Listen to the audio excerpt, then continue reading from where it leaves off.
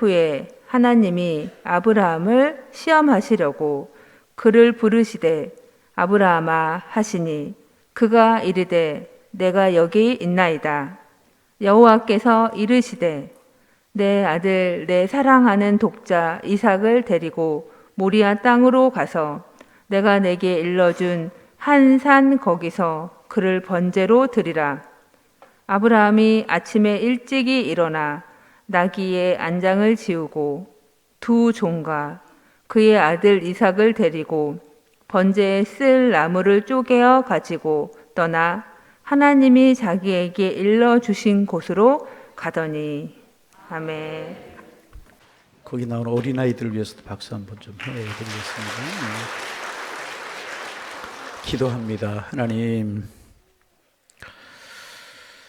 우리 주님 백성 삼아주셔서 감사합니다. 하나님의 나라를 바라보는 소망 주셔서 감사합니다. 주님 안에서 꿈을 꾸고 그 꿈을 위해서 기도하게 하시오니 감사합니다. 주님 바라보는 우리의 믿음이 분명하고 날마다 우리의 믿음이 성숙하게 하셔서 주님의 사랑과 은총을 바라보며 기쁨으로 주님을 찬양하는 저희들 되게 하여 주옵소서. 오늘도 단잠을 깨워 주님의 성전으로 저희들의 발걸음과 몸을 옮겨주셨사오니 우리의 기도가 힘이 있게 하시고 주님을 바라보는 우리의 믿음이 분명하게 하여 주옵소서. 하늘문을 여시고 은혜 허락하여 주시되 하나님 건강의 복으로 도와하시고 가족 구원의 복으로 도와여 주옵소서. 자녀들의 진로를 열어 주옵소서. 어려운 가정 경제 붙들어 주시고 흔들리고 연약해진 우리의 마음을 붙드시며 정금보다 귀한 믿음이 되어서 달려가고 뛰어갈 수 있는 저희가 될 수 있도록 인도하여 주옵소서. 기도하게 하신다는 것은 이미 우리를 위해 예비하고 계획하신 계획이 크고 놀랍다는 사실 우리가 믿습니다. 남은 기간 기도함으로 기도하게 하시고 기도로 쌓아놓을 수 있도록 인도하여 주시어서 하나님 이후에도 우리의 기도를 응답하시는 주님의 사랑을 보며 살아가게 도와주시어서 찬양과 감사와 간증이 끊이지 않는 삶을 살아가는 저희가 될 수 있도록 축복하여 주옵소서. 오늘도 기도의 제목과 감사의 제목과 함께 귀한 힘을 드린 손길들이 있습니다. 새 생명 주셔서 감사합니다. 오늘도 깨워주시오니 감사합니다. 하늘의 문을 열어주시오니 감사합니다. 이런 감사와 찬양의 고백과 함께 하나님 힘을 주옵소서. 내 마음을 붙들어 주옵소서. 믿음 주옵소서. 우리 가정을 인도하여 주옵소서. 내 인생을 붙드시고 손으로 인도하여 주옵소서. 또 이런 기도의 제목도 있사오니 손 내밀어 붙들어 주시고 주님 안에 이기며 살아갈 수 있는 힘을 도하여 주옵소서. 기도하면 환경보다 내가 먼저 변화된다고 말씀하셨는데 강한 사람, 믿음의 사람, 하늘을 바라보는 사람들 될 수 있도록 인도하여 주시어서 어떤 일 가운데서도 주님을 찬양하는 하나님의 사람들이 되어질 수 있도록 축복하여 주옵소서. 하나님 물질의 모자람이 없는 복을 허락하여 주옵시고 손이 수고한 대로 거두며 하나님 많은 사람들을 먹이고 책임지는 복의 근원으로 살 수 있도록 도와주셔서 하나님의 사랑에 감사하며 살게 하여 주옵소서. 오늘 아침에도 이른 아침에 일어나서 교인들 하나님 앞에 나오기 위해 하기 위하여서 차량 운행하고 또 주차 안내를 하고 하나님 수고하는 수고한 손길들 참 수고 많이 하는데 주님 건강 허락하여 주옵시고 기쁜 마음 허락하여 주옵시고 그 은혜로 말미암아 저희들이 주님의 은혜 가운데 설 수 있도록 주님 축복하여 주옵소서. 수요일의 새벽 기도회가 이제 막바지를 향하여 달려가는데 우리의 마음이 간절하기를 원합니다. 주님을 사랑하는 마음 허락하여 주옵소서. 주님 구하고 찾고 두드리라고 하신 약속의 말씀을 붙들고 오늘도 기도하게 하시고 오늘도 찬양하게 하시고 사모하는 마음으로 말씀 우리의 마음속에 새기게 하셔서 큰 축복이 되게 하여 주옵소서. 예수님의 이름으로 기도하옵나이다. 아멘. 할렐루야. 예, 오늘 조금 말씀이 긴 것 같아서 찬양 생략하고 말씀 끝난 다음에 찬양 좀 하겠습니다. 여러분 이제 전에 신문에 한 실린 기사를 본 적이 있는데 3살 때에 잃어버린 딸을 20살이 넘어서 만나게 된 엄마의 사연이 신문에 실린 적이 있었습니다. 안양천 옆에 오래된 일이 안양천 옆에 지금은 그런 집들이 없어졌죠. 판자촌에 살고 이제 있었는데 부부는 살림이 너무나 가난해 두 사람 모두가 직장 생활을 해야만 했었습니다. 아침 일찍 나가서 저녁에 들어오고 부부가 그 직장 생활을 해야만 했었습니다. 그런데 어느 날 잠깐 볼 일이 있어서 큰아이에게 둘째 아이를 맡기고 나갔다 들어왔더니 둘째 아이가 없어진 거예요. 그리고 큰아이는 울고 있는 겁니다. 찾아보았지만 찾을 수가 없었습니다. 고아원이라는 고아원은 다 뒤지고 잃어버린 아이들을 보호하는 곳에 가보았지만 아이를 찾을 수가 이제 없었습니다. 그동안에 이 아이는 어떻게 이제 경찰에 발견이 되고 입양 시설로 보내지고 이탈리아로 이 아이가 입양이 되는 거예요. 그래서 그곳에서 잘 자랐어요. 그래도 은혜로 잘 자랐어요. 시인이자 아마추어 화가가 되어서 부모를 찾기 위해서 다시 이제 한국을 찾아왔다는 그런 기사가 이제 신문에 난 것을 본 일이 있었습니다. 그런데 그 엄마는요, 아이를 잃고 나서 웃음을 잃어버렸다는 거예요. 뭐를 잃어버려? 웃음을. 딸을 다시 만났는데도 자꾸 눈물만 나오지 웃음은 쉽게 돌아오지 않는 거. 얼마나 충격이 컸으면 여러분 그랬겠습니까? 이 어머니는 선거 때마다 통장이나 반장이 찾아와서 왜 아이가 없는데 왜 아이의 생사를 모르는 사망신고를 하지 않느냐. 통장이나 반장이 그럴 때마다 가슴이 메어지들이 아팠다는 거예요. 가슴이 너무너무 메어졌다는 것입니다. 그러면서 이제 그 한 이야기가 내가 우리 아이가 죽은 것을 눈으로 보지 않았는데 어떻게 사망신고를 할 수 있겠느냐고. 내 아들 죽은 거 내 아이 죽은 거 보지 않았는데 어떻게 사망신고를 하느냐고 버텨서 호적에는 이 아이가 계속 살아있는 것으로 되어 있었다는 것입니다. 여러분, 아이를 잃어버렸다거나 아이가 먼저 죽는 일을 보는 것은요, 부모에게 영원히 사라지지 않고 영원히 지워지지 않는 큰 마음의 상처로 남는 것입니다. 다른 사람들 이해할 수가 이제 없는 겁니다. 우리가 그동안 나눈 것처럼 아브라함은 지금 눈에 보이는 현실을 붙들고 살지 않았습니다. 아브라함은 하나님의 말씀 붙드는 믿음으로 살아왔었습니다.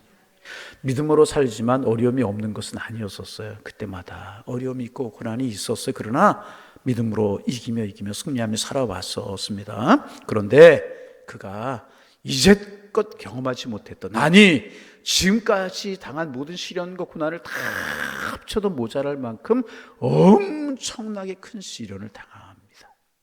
우리가 아는 것처럼 어느 날 하나님께서 아브라함을 부르시더니 그에게 한 가지 요구를 하십니다. 바로 가장 사랑하는 하나님이 주신 독자 이삭을 하나님이 주셔야 하는 땅으로 가서 번제물로 드리라 하는 시험이었습니다. 여러분 알잖아요. 번제물로 바친다는 것은 사랑하는 아들을 칼로 찔러 죽여서 그 몸을 쪼개는 거예요. 그냥 그 몸을 쪼개는 거예요. 그리고 불을 태워서 하나님 앞에 드리는 것이 번제입니다. 여러분, 재산을 바치라는 거 아니었었어요. 시간을 바치라는 것도 아니었어요. 정성을 바치라는 것도 아니었었습니다.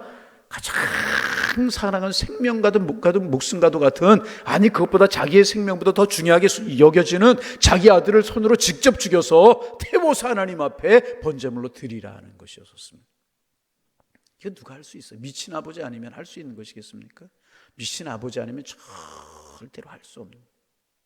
어제 아침에는 우리가 웃게 하시는 하나님에 관해서 이야기했죠. 오늘 이거 울게 하시는 하나님이세요. 울어도 이게 보통 울 일입니까? 통곡하고 땅을 치며 하늘이 무너진 것 같은 그런 울음을 울어야 마땅한 그런 일 아니겠습니까? 그런데 하나님이 이 일을 아브라함에게 요구하시는 것입니다. 그런데 참 우리가 더 이해가 안 가는 것은요, 이 말도 안 되는 하나님의 요구에 아브라함이 어떻게 반응했는가. 나귀 한 장을 지고 아침에 일찍 일어나서 아들을 데리고 모리아 산으로 떠난 것. 순종했다는. 여러분 정말 이해하기 어렵습니까? 어렵습니다. 하나님께서는 도대체 왜 이런 요구를 아브라함에게 요구하시는 것인가? 하나님의 거룩한 성품과 전혀 안 맞아요. 이거는 야만인들도 이런 짓을 하기 어렵잖아요. 그런데 하나님께서는 이런 끔찍한 일을 자기의 종 아브라함에게 하시라고 하는. 도대체 이런 일이 있을 수 있는가? 또 이해되지 않는 것은요, 아브라함은 이런 하나님의 요구에 순종을 했다는 거예요. 한번 따져보지도 않고 거부해보지도 않고 불평해보지도 않고 순종했다는. 여러분, 아브라함 분명히 자기 자식을 사랑했잖아요. 그뿐입니까? 아브라함에게 이삭은요, 아브라함의 모든 것이었었어요. 이스라엘의 모든 것이었었습니다. 그렇지 않습니까? 그런데도 왜 이 아들을 죽음의 자리로 아브라함은 데려가는 것인가? 왜 데리고 간 것인가? 여러분 기억하실지 모르겠지만 세일의 새벽기도회를 시작하면서 말씀드린 적이 있죠. 하나님께 성경에 기록된 사건들은요, 역사 기록도 아니고 재미난 이야기도 아니고, 성경에 기록된 이야기는요, 하나님께서 우리에게, 이스라엘 백성들에게 주시고자 하시는 뜻이 있기 때문에 기록된 거예요. 아무도 의미 없이 기록된 것이 없습니다. 그러면 이 일을 통해서 우리에게 알리려고 하시는 것이, 깨닫게 하시는 것이 도대체 무엇인가? 먼저 성경은 하나님께서 아브라함을 시험하기 위해서 일을 하셨다고 말씀합니다. 22장 1절에 보면 아브라함을 시험하시려고 그를 부르시되 아브라함아 하시니, 왜 이런 일을 하게 하시는가? 하나님께서 지금 아브라함을 시험하고 계시다. 뭐 하고 계세요? 시험하고. 시험이 여러분 뭐예요? 시험이 여러분 뭐예요? 시험이죠.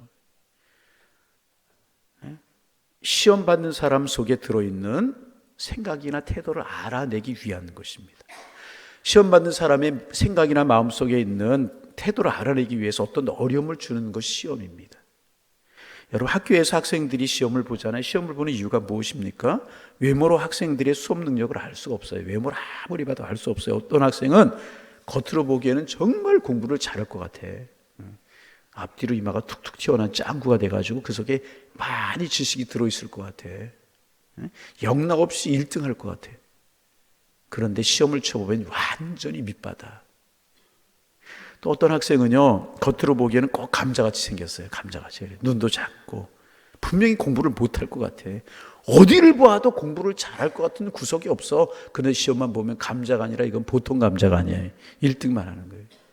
그래서 시험이 필요한, 외모가 필요한, 외모가 봐서는 절대로 알 수가 없는 겁니다. 여러분, 믿음도 마찬가지. 우리 속에 있는 믿음을 알 수가 없잖아요. 그리고 속에서만 좋은 믿음은요, 아무 소용이 없는 믿음입니다.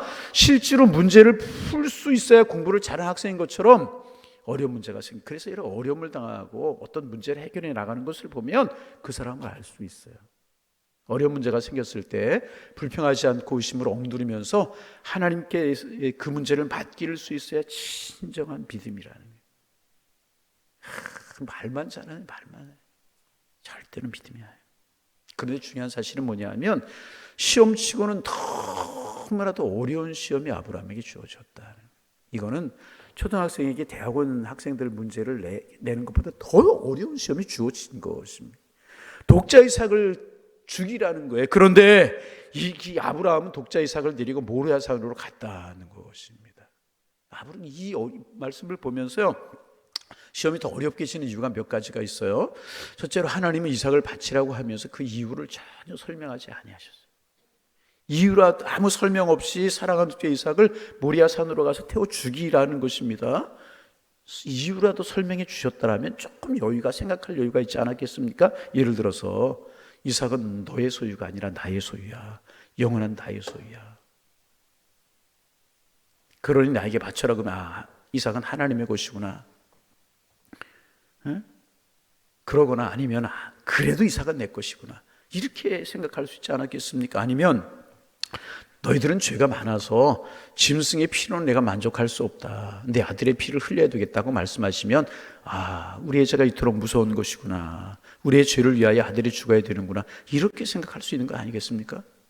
그게 더 어려운 거죠. 그런데 아무런 설명이 없이 무조건 독자 이삭을 모리아산으로 데려가서 번제로 드리려 얼마나 힘들었겠습니까? 두 번째, 이러한 하나님의 요구는요, 지금까지 나타나셨던 하나님의 성품과 너무나도 거리가 멀어요. 이방 족속들 가운데는 이런 제사 의식이 있었어요. 아들을 하나님 앞에, 자기들의 신에게 바치는 의식이 있었어요. 하나님은 절대로 그런 하나님이 아니시라는 것입니다.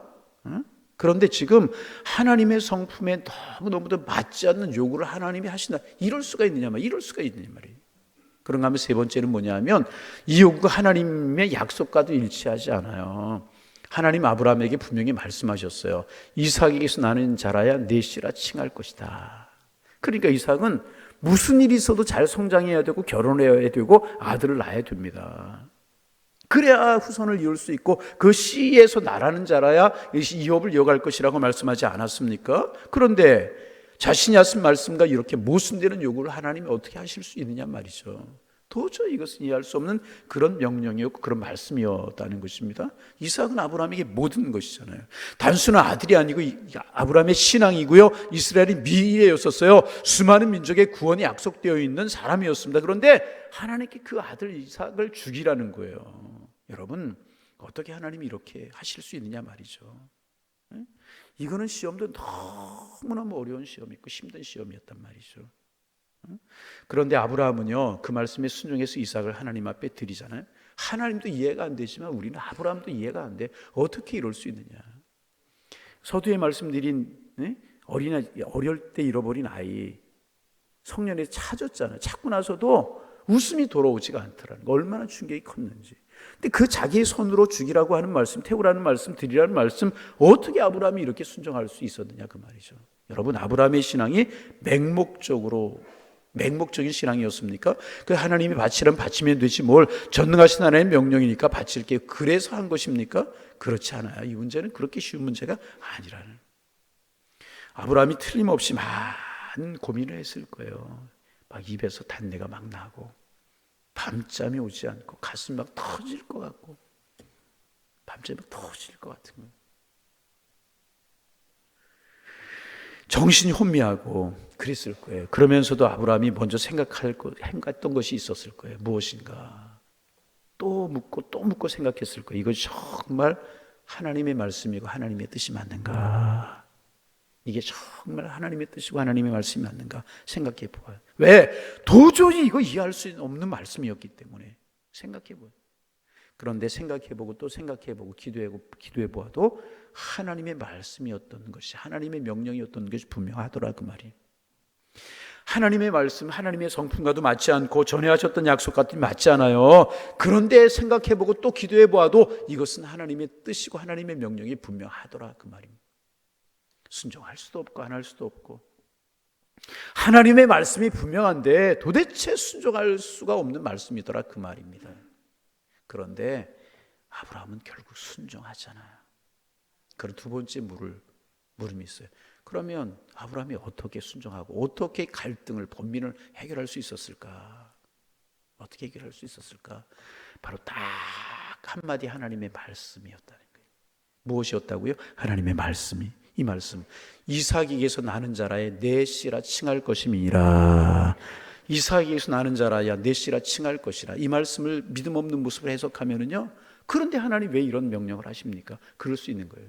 근데 믿음 있는 것으로 받아들이면, 이삭에게서 나는 자라야 내 씨라 칭할 것이다. 하나님은 살아계시고 하나님은 전능하신 분이신데 이삭에게서 날 자라야 내 씨라 칭할 것이다. 하나님 말씀하셨으니까 과정은 어떻게 될지 모르겠고 왜 이런 요구를 하시는지 모르겠고 앞으로 어떻게 될지 모르겠지만 적어도 이삭은 죽을 수가 없구나. 왜 그래요? 그 이삭이 아들을 낳아야 되니까. 그렇지 않으면 약속이 성취되지 않는 거예요. 그런데 하나님께 이삭을 죽이라고 하십니다. 도대체 어떻게 돌아가는지, 왜 이런 일인지 알 수가 없어요. 알 수가 없는 거예요. 왜 이런지 이해할 수 없어. 아무리 생각해도 이해할 수 없고 하나님의 뜻과 하나님의 말씀 분명한데 왜 이런 일이 있는지, 그 이삭에게 날짜라 씨라고 말씀하셨는데 이해할 수가 없는 거예요. 생각해도 이해할 수가 없는. 그런데 기도하면 할수록에, 생각하면 할수록에 아브라함 마음속에 한 가지 뜨거운 확신이 솟아오르는 것이 있었어요. 무엇입니까? 하나님은 살아계신 분이다. 하나님이 분명히 이삭에게 나는 자라 내 씨라 청할 것이다 말씀하셨는데, 그러기에 기도하면 기도할수록에, 하나님을 묵상하면 물수록에 이삭의 마음속에 떠오르는 생각이 뭐냐 하면 이삭은 죽지 않는다. 이해할 수 없고 과정은 어떻게 될 수 없지만은 반드시 결과를 내가 믿는다. 그것은 뭐냐 하면 이삭은 죽지 않는다. 아니, 이삭은 죽어도 살 것이다. 어떻게 되는지 과정은 모르지만 이삭은 분명히 살게 되어 있다. 왜냐하면 이삭에게서 나는 자라야 나의 씨라 청할 것이라고 하나님의 말씀하셨기 때문에. 반복합니다. 분명히 하나님의 말씀인데 도무지 하나님 말씀 같지 않은 거예요. 모순으로 가득 찼어요. 이해할 수가 없어요. 그래서 받아들일 수가 없어요. 그런데 그는 이 어려운 문제를요, 하나님의 말씀으로 풀었다는 거예요. 옆 사람 인사합니다. 하나님의 말씀으로 풉시다. 반대편, 하나님의 말씀으로 풉시다. 이 어려운 문제를 이삭은 하나님의 말씀으로 풀었다는 것입니다. 아브라함은 이삭에게서 나는 자라야 내 후손이라 칭하리라고 하는 이 말씀으로 현실과 이 말씀이 안 맞아요. 이삭에게서 나는 자라에 씨라 칭할 것이라고 하는데 그 아들 죽으면 어떻게 되는 거예요?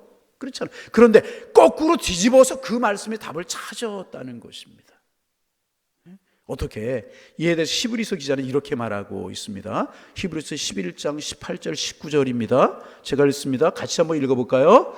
그에게 내 자손이라 칭할 자는 이삭으로 말미암음이라 하셨으니 저가 다시 고기 읽습니다. 하나님이 능히 죽은 자 가운데 살릴 줄을 생각한지라. 할렐루야. 아브라함의 신앙이 하나님의 말씀 붙드는 신앙이었습니다. 여러분 그렇잖아요. 현실은 그를 수없이 넘어지게 만들고 수없이 방하게 만들었습니다. 그런데 그는 현실을 보지 않고 끝까지 하나님의 말씀을 붙들고 오늘 여기까지 왔습니다. 그런데 아브라함에게 선택할 때가 온 것입니다. 눈에 보이는 아들을 선택할 것이냐, 하나님을 선택할 것이냐. 아브라함은 곰곰이 생각해 보았을 것입니다. 하나님 분명히 아들을 통해 후손을 주겠다고 하셨는데 또 이 아들을 데려가시겠다는, 도대체 어떻게 되어가는 것인가? 눈에 보이는 이 아들을 붙들어야 될 것인가? 하나님, 눈에 보이지 않지만 하나님을 붙들어야 될 것인가? 이삭을 붙들어야 될 것인가? 하나님의 말씀을 믿어야 될 것인가? 그때 아브라함 마음속에 불같이 솟아오르는 생각이 있었다는 것입니다. 하나님의 말씀은 틀림이 없을 것이다. 이제까지 그랬다. 그러기에 이 아들 반드시 산다. 할렐루야. 이 아들 반드시 죽지 않는다. 왜? 하나님은 살아계시고 이제까지 그렇게 하셨다. 죽어도 살 것이다. 하나님 책임지실 것이다. 이 뜨거운 확신이 아브라함으로 하여금 아들을 죽음의 자리로 데려갈 수 있게 만들었다. 순종할 수 있게 만들었다. 죽지 않는다. 나는 망하지 않는다. 망하는 것 같아도 하나님 책임져 주실 것이다. 이 믿음이에요. 예수님께서 말씀하신 것이 무엇입니까? 나는 죽어도 살겠고 무릇 살아서 나를 믿는 자는 영원히 죽지 아니하리니 이것을 내가 믿느냐? 이삭 죽지 않는다. 죽는다고 해도 하나님이 그를 살릴 것이다. 이 믿음으로 아브라함은 순종할 수 있었다는, 그 말씀을 붙드는 그 신앙이 불신앙과 분노와 불평을 누리고 아들을 모리아산으로 데려갈 수 있었다는. 그리고 그렇게 할 수 있었던 이유는 오직 이삭에게 나는 자라에 내 후손이라 칭할 것임이라 말씀을 붙들었기 때문에. 여러분 이 말씀이 하나님의 그 속성에 맞지 않는 말씀인 것 같아요. 그 이삭에게 자녀를 주겠다, 넷이다 이렇게 말씀하시고 죽여라, 이거 안 맞잖아요. 그런데 아브라함을 뒤집어서 생각했을 것이라는 거예요. 이삭에게서 반드시 씨를 주겠다고 하셨으니까 하나님은 주실 것이다. 안 죽을 것이다. 죽어도 살 것이다. 아브라함이 이렇게 믿었다는 거예요. 여러분 우리에게 이런 믿음 하나님 주시기를 소망합니다. 그래 아브라함에게 배우는 게 이런 신앙. 말씀을 뒤집어요. 보통 사람은 울고 불고, 아니 이삭 주시겠다고 하시고 이삭 죽이겠다고, 이게 하나님의 이치 맞습니까? 울고 불고 난리치고 그랬을 것이. 그런데 아브라함이 기도하고 힘들고 어렵고 단내가 나고 가슴 쓰리고 그럴 때 하나님 앞에 기도하면서 드는 생각이 뭐예요? 뒤집어지는 생각이 든 거예요. 아 그렇구나. 응? 이삭에게서 나는 자라 씨라 칭할 것이라고 하셨으니까 이삭 안 죽는다. 죽어도 살리실 것이다. 하나님 책임져 주실 것이다. 믿음이 이런 것이라는 거예요. 모든 사람이 이렇게 생각해도 나는 반대로 그게 믿음이라는 거예요. 여러분 이것이 우리의 믿음이 되기를 소망합니다. 세례 새벽기도에 많은 변화가 없을지라도 내가 이렇게 생각하는 믿음의 그 생각의 발상이 전환이 이루어지고 하나님을 향하고 이렇다면 여러분 충분한 것이라는 거예요. 하늘에서 불이 내리고 비가 내리지 않아도 내 생각이 이렇게 전환될 수 있고 내 믿음이 이렇게 바뀔 수 있다면 그거 하나 충분한 거 아니겠어요? 그게 천국 보물 창고를 여는 믿음 아니겠습니까? 보세요. 이거 인간적으로 생각하면 왜 자녀 주시겠다고 죽이라고 그래? 하나님 맞지 않아? 이게 하나님 일어나는 게 어디 있어? 신앙 안 믿어 응답도 안 해줘. 이러고 끝났을지 모르겠는데 뒤집어서 그렇구나. 이삭의 날짜라 씨라고 말씀하셨기 때문에 과정이야 모르고 어떻게 될지 모르겠지만 내 아들 이삭 안 죽는다. 아니 죽어도 하나님이 살리실 것이다. 이게 믿음이라는. 여러분 하나님께서 우리에게 이 믿음 주실 수 있기를 주님의 이름으로 축원합니다. 축원합니다. 여러분 이거 오늘 아침 말씀 잘 붙들 수 있어요. 이 말씀 하나 우리에게서 믿음으로 받아들여지고 아멘 되면은 충분한 거예요. 생각이 전환이. 여러분 우리 마찬가지잖아요. 하나님께서 우리에게 주신 사업이 있어요. 그런데 말씀으로 하려고 하니까 사업장이 잘 안 돼요. 하나님이 허락하신 비전인데 그 비전이 실현된 가능성이 없어요. 그래서 우리는 불안해요. 내 앞으로 사업이 잘 될지 안 될지, 내 자녀들 진로가 열릴지 안 열릴지, 내가 이런 식으로 계속 살면 집 한 칸 장만하고 살 수 있을까, 알 수 없어요. 그래서 불안할 때가 있단 말이죠. 우리는 불안하기 때문에 뭔가 다른 것을 붙들려고 할 때가 참 많잖아요. 그렇잖아요. 불안해요. 다른 것 붙들려고 할 때 사람을 잡으려고 하기도 하고, 뭔가를 잡지 않으면 불안하단 말이죠. 그래서 계획을 세우고 많이 쌓아놓으려고 하고. 여러분 그런 것들이 그러나 결국 우리를 책임져 주든가요? 여러분 책임져 주든가요? 그때 우리가 해야 하는 일은요, 뻔한 일 같지만 하나님의 말씀을 붙들어야 되는 것이라는 게, 다시 한번 내가 나에게 하나님의 말씀 붙들자, 큰 소리로 하나님의 말씀 붙들자, 하나님의 말씀 붙들어야 할 줄로 믿습니다. 아브라함이 얼마나 불안했겠어요. 이게 틀림없이 하나님의 말씀이란 말이에요. 그런데 주기를 얼마나 불안했겠어요. 그러나 하나님의 말씀 붙들어. 이삭에게서 나는 자라 내 씨라 칭할 것임이라. 여러분 아브라함처럼 말씀 붙드는 우리가 되기를 원합니다. 내가 너와 함께하리라. 내가 너에게 힘주리라. 낮에와 밤의 달이 상치 못하도록 너를 지켜줄 것이다. 이 말씀 붙드는데 과정은 내가 이해할 수 없게 여러 가지 어려움과 고난이란 말, 왜 흔들리는지 모르게 하나님의 말씀 붙들고 시작해도 어려울 수 있더라. 그러나 그럴수록 그 말씀 붙드는 거예요. 하나님 말씀하셨잖아요. 하나님이 지키시겠다고 하셨잖아요. 그 말씀 붙드는. 때로는 하나님께서 하시는 일이 너무나도 모순되게 느껴질 때가 있어요. 나이는 먹어가는데 눈에 보이는 거 아무것도 없고, 하나님의 말씀은 계속 약속하고 있지만 점점 더 그것은 내게서 멀어가는 것처럼 보일 때가 있다는 것입니다. 여러분 그럴지라도 여러분 하나님의 말씀 붙들면 결국 승리하게 되어 있다는, 세상이 몇 번 뒤집어져도요 하나님의 말씀 붙드는 사람은 승리하게 되어 있다는. 왜? 세상이 몇 번 뒤집어져도 이 세상은 하나님이 붙들고 계시잖아요. 우리는 하나님의 자녀이잖아요. 어떤 어려움이 와도 그 속에, 여러분 속에서 하나님의 말씀이 생각나고 나도 모르게 하나님 앞에 무릎 꿇게 되면은 여러분 결국 하나님이 여러분을 책임져 주실 줄로 믿습니다. 그래서 위기가 왔을 때 내 믿음이, 하나님께서는 위기 때에 내 믿음이 작동되기를 원하십니다. 언제 믿음을 사용해야 됩니까? 이해할 수 없는 상황이 일어날 때 믿음이 생각나야 돼요. 위기의 상황이 왔을 때 하나님을 신뢰할 수 있는 사람은요, 세상에 어떤 어려움이 닥쳐온다고 해도 이겨낼 수 있다는.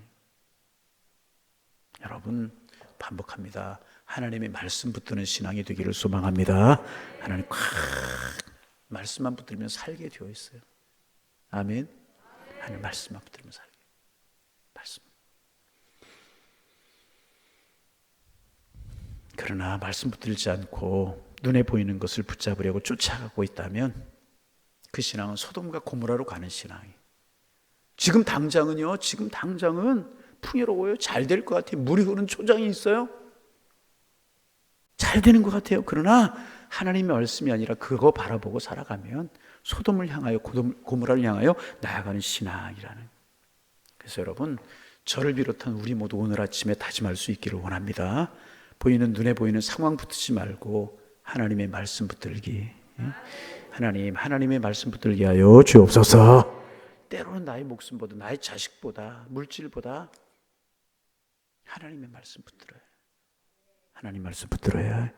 이것만이 사는 길이에요. 그렇지 않고 눈에 보이는 것 따라가면 소돔과 고모라로 내려가는 길이라. 결과가 어떻게 되는지 우리 잘 알잖아요. 여러분 하나님의 은혜 붙들고 살아가는, 말씀 붙들고 살아가는 우리가 되기를 주님의 이름으로 소망합니다. 그래서 아브라함이 결국 어떻게, 우리 내일 모레 남은 기간 우리 아브라함의 요 이상 문제 여호와 이레까지 묵상하려고 그러는데, 좀 새로운 차원으로 말씀을 생각하면서 우리의 믿음을 남은 기간 좀 생각해 보려고 그래요. 아브라함 어떻게 됐어요 결국? 그래서 이삭 죽어버리고 말았어요? 피를 토하고 죽었어요 아브라함이? 인생 망해버리고 말았어요? 알잖아요. 결과 어떻게 되었습니까? 이삭 머리털럭 하나 살아가지 않았잖아요. 상처 하나 나지 않았잖아요. 하나님이 이루어 주셨잖아요.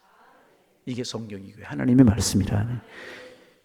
이삭에게서 나는 자라야 내 씨가 될 것이다. 그런데 하나님은 죽이래요. 어떻게 이 말씀 이해할 수 있어요? 그러나 아브라함은 믿음으로 기도하고 기도할 때 그 말씀이 뒤집어졌어요. 과정은 모르겠지만 하나님 이삭 책임져 주실 것이구나. 그랬을 때 믿음으로 승리하자. 여러분, 이 믿음이 우리에게 있기를 소망합니다. 힘들고 어려워요. 내가 요즘 마음이 공고하고 그래요. 그러나 그러기에 내가 하나님 붙드는구나. 그러기에 하나님 나를 붙들어 줄 것이구나. 이것이 믿음이고 신앙이라. 여러분, 어느 아침 하나님 이 믿음 주옵소서, 이 믿음 주옵소서 기도하시고 믿음 용장들 되셔서 아브라함의 승리를 맛보 결국 승리잖아. 그런 축복이 우리 모두에게 다 있어질 수 있기를 주님의 이름으로 축원합니다.